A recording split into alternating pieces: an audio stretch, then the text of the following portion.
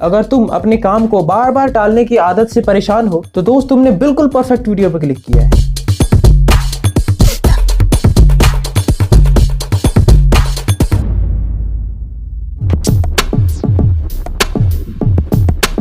मेरा दोस्त मुझसे, भाई मुझे प्रोक्रास्टिनेशन की आदत पड़ गई है। मैं अपने काम को शुरू तो करना चाहता हूँ पर बार बार टालता रहता हूँ, मैं क्या करूँ। मैं अपने दोस्त से, ये सिर्फ तेरी प्रॉब्लम नहीं है, शुरू में सबके साथ ऐसा ही होता है, पर सब तेरी तरह सवाल नहीं पूछते हैं, बस अपने काम को टालते ही रहते हैं। तू लकी है कि तेरे माइंड में ये क्वेश्चन आया।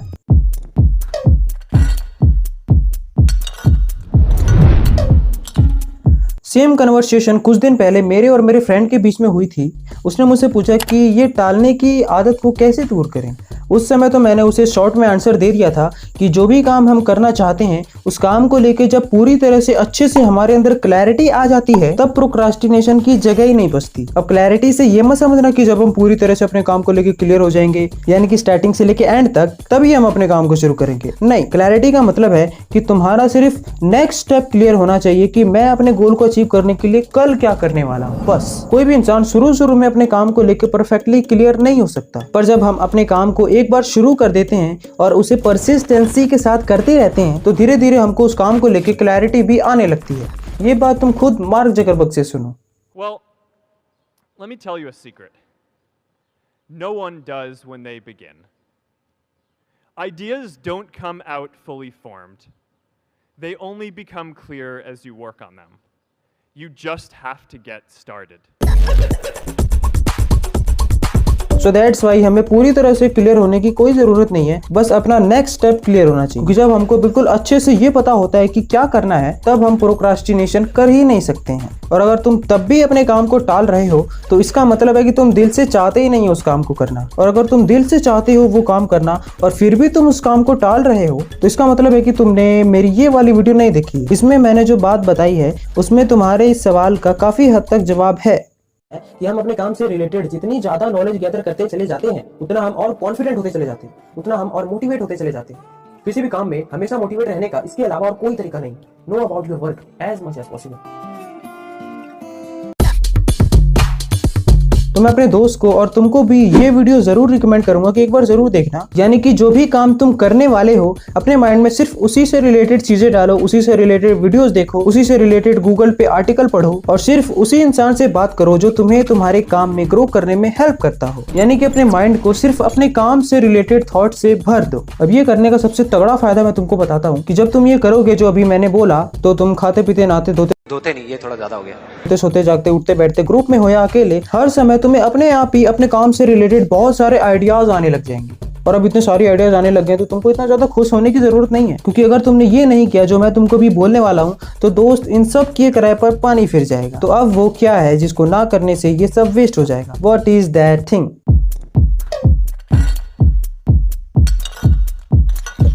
तो वो चीज है कि जब तुम्हारे माइंड में हजारों आइडियाज आने लग जाएंगे तब उन सब आइडियाज को एक कॉपी में ना लिखना। भाई सच बोल रहा हूँ, अगर उन सब आइडियाज को तुमने किसी भी कॉपी में नहीं लिखा ना तो कुछ टाइम बाद तुम फिर से पहले की तरह ही आलसी हो जाओगे। पर अगर तुमने उन सब आइडियाज को लिख लिया तो तुम्हारा नेक्स्ट मूव बहुत फास्ट हो जाएगा, तुम्हारे अंदर कंसिस्टेंसी आ जाएगी। पर एक चीज और है जिसको तुमने अगर नहीं किया तो इसको करने का भी कोई फायदा नहीं। तो अब वो चीज क्या है? What is that thing? भाई अगर तुमने अपने बहुत सारे आइडियाज को एक कॉपी पे लिख लिया और लिख के भूल गए तो वो कॉपी तो पड़ी रहेगी किसी कोने में। इसका भी बहुत ही तगड़ा सॉल्यूशन है मेरे पास। तो सुनो, अब जितने भी आइडियाज तुमने अपनी कॉपी में लिखे हैं तो सब पे एक साथ तो काम नहीं करोगे ना। तो जिस एक आइडिया पर तुम काम करने वाले हो उस आइडिया को एक पेपर पर लिखो और अपने कमरे के दरवाजे के पीछे उस पेपर को चिपका दो। अब तुम कहोगे कि यार एबीपी घर वालों ने देख लिया तो डर क्यों रहे हो भाई? तुम चरस गांजा थोड़ी ना छुपाया है तुमने।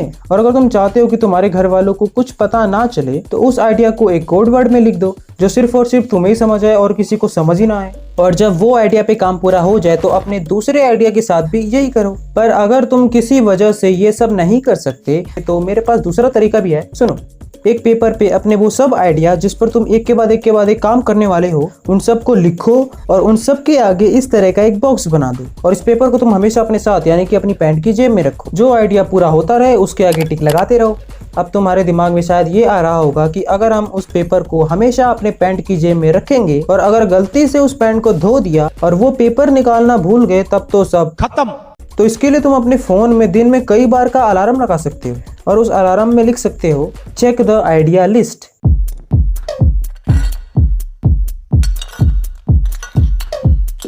और इसके साथ साथ तुम एक और चीज़ कर सकते हो, और वो चीज़ तुमको करनी ही करनी चाहिए अगर तुम अपने काम को लेके सच में बहुत सीरियस हो। वो है कि जब भी तुम सुबह उठो तो तुम अपने आइडियाज़ लिस्ट पर एक बार नज़र ज़रूर डालो, और जब तुम रात को सोने वाले होगे तब एक बार और अपनी उस आइडिया लिस्ट पर नज़र डालो।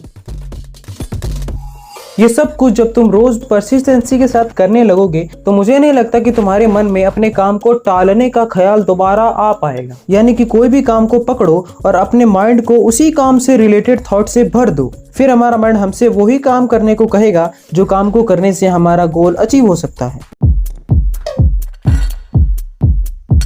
इसे ऑटो सजेशन भी कहते हैं, और इस वीडियो में मैंने तुमको ऑटो सजेशन के बारे में अच्छे से बताया है कि तुम और किन किन तरीकों से अपने गोल को अचीव करने के लिए खुद को सजेशन दे सकते हो। इस वीडियो में मैंने ये अच्छे से बताया है कि ऑटो सजेशन क्या होता है और ये कैसे सबकॉन्शियस माइंड को इन्फ्लुएंस करता है। It is a long and full detailed video. अगर कुछ कमाल का समझना है तो ही इस वीडियो को देखना, वरना मत देखना। और जो कुछ भी मैंने इस वीडियो में तुमसे कहा है उसे अगर एक लाइन में कहा जाए तो वो लाइन होगी स्वामी विवेकानंद जी की। उन्होंने कहा था कि take up one idea, make that one idea your life, think of it, dream of it, live on idea, let the brain, muscles, nerves and every part of your body be full of that idea and just leave every other idea alone. This is way to success. इस line को दोबारा पढ़ो। इसका सीधा सा मतलब है कि एक काम को चूज करो और उस काम को अपनी लाइफ समझो और उस काम के बारे में हमेशा सोचो और अपने ब्रेन को उसी एक काम से रिलेटेड थॉट से भर दो और बाकी के काम को छोड़ दो उस वक्त जिस वक्त तुम वो एक काम कर रहे हो। जब मेरे दोस्त ने मेरे से सवाल पूछा कि टालने की आदत को कैसे दूर करें, उसके कुछ ही घंटों बाद मैंने ये लाइन पढ़ी और मुझे लगा कि इन दोनों में कुछ ना कुछ तो कनेक्शन है। तो मैंने सोचा कि ये बात तुम्हारे साथ भी शेयर करनी चाहिए, तो मैंने की। और एंड में मैं तुमको ये दो वीडियो स्ट्रांगली सजेस्ट करूंगा। और लेफ्ट साइड जो तुम वीडियो देख रहे हो, ये वीडियो बनी है नेपोलियन हिल की book think and grow rich से। तो अगर तुमने ये वीडियो पूरी देख के समझ ली तो समझो ऑलमोस्ट तुमने ये बुक समझ ली। ऑल्दो इस बुक की प्लेलिस्ट भी इस चैनल पर है जिसमें तुम्हें सिर्फ इसी बुक से रिलेटेड वीडियोस मिलेंगी, तो तुम चाहो तो उसे भी देख सकते हो। और अगर तुम इस चैनल को लेके थोड़ा कंफ्यूज हो कि भाई ये क्या चल रहा है, कभी डब वीडियो अपलोड हो रही है, कभी कुछ अपलोड हो रहा है, कभी कुछ अपलोड हो रहा है, तो तुमको फटाफट से इस चैनल का इंट्रोडक्शन वीडियो देखना चाहिए जिससे तुम बिल्कुल क्लियर हो जाओगे इस चैनल को लेके। पर वो वीडियो देखने से पहले इन वीडियोस को जरूर देखो।